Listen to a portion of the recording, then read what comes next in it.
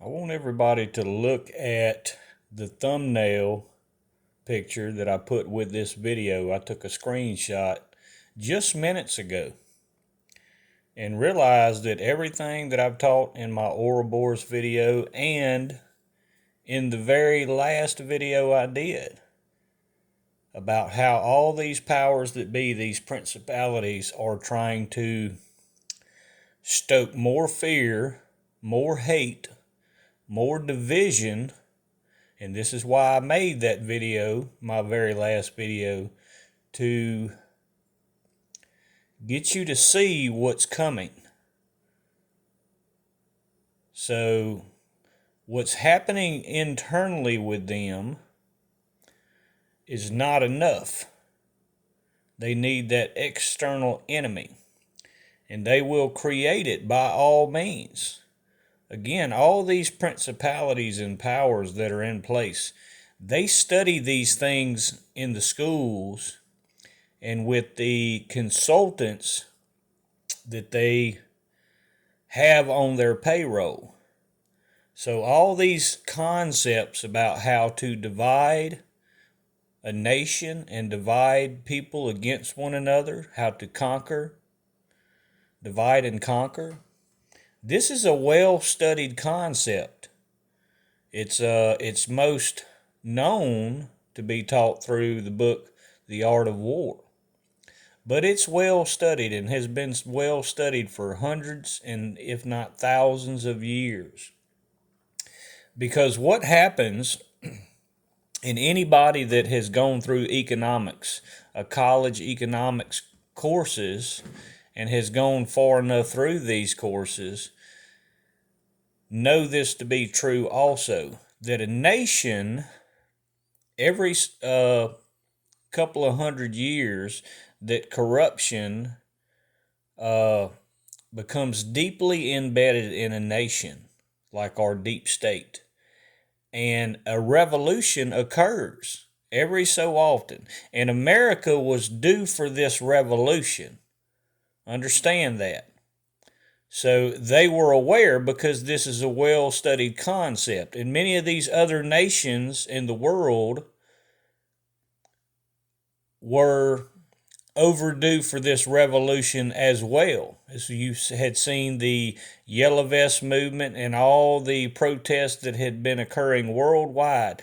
So this revolution, they knew it was coming. They knew, and because this is such a well-studied concept, because there's enough of history to go back, written, recorded, and documented history, they knew this revolution was overdue and about to occur. But because they study these events, they knew they had to do a mock revolution. Understand this, in America especially. So this mock revolution, this false revolution that they're trying to imitate to make the people feel like and think they've had a revolution with Trump. Understand, this is why he was brought in. He's been part of their little group, their clique, if you will, since he was in his early 30s. He's planted that seed about becoming president since he was in his early 30s. So they brought him in because they knew it was overdue and that time was here for that next revolution. And they did not want to lose their power. Understand that. So this is why they bring in Trump, who, of course, claimed he had nothing to do with politics. When he goes to all their events, that's just a given fact. He hangs out at all their events. He donates to all of them's campaign. He's very good friends with the Clintons, as I've shown. Matter of fact, they attend his events as guests of honor. Bill and Hillary attend his wedding as the guest of honor. So realize they needed to create a mock revolution with Trump. He was the perfect person because, again, he's a great showman. And realize that they're also creating that external enemy, because that's the way they get a nation to rally behind them.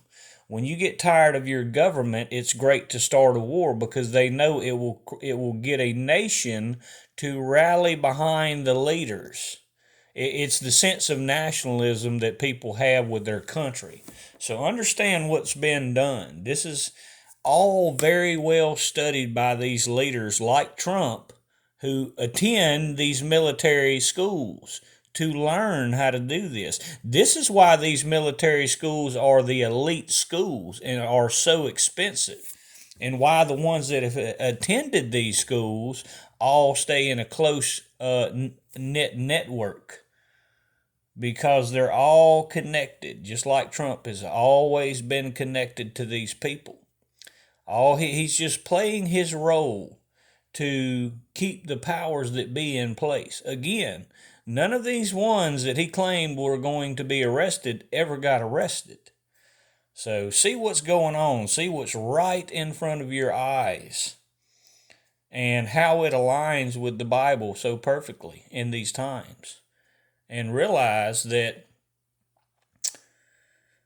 we as a nation and we as the body of Christ need to see things for what they are, and not feed into this division, this hate, this fear that these principalities are propagating and pushing down your throats. This is exactly what they want, so they can maintain their power. And this includes Trump. He is right there in the middle of it, and he continues to propagate falsehoods and hate and division. You have to understand. You have to think a little bit deeper and see things a little bit clearer, because again, these people went to school for this. They went to elite military academies so that they could learn how to do this. Look it up, check it out for yourself.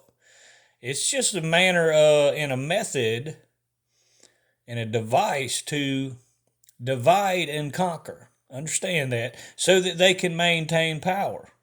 And the simple fact of it is, anybody who wants to argue about Trump, you can go back and see that he's attended all their functions, both Democrat and Republican functions, and see that the Clintons have been at almost all of his major parties and events.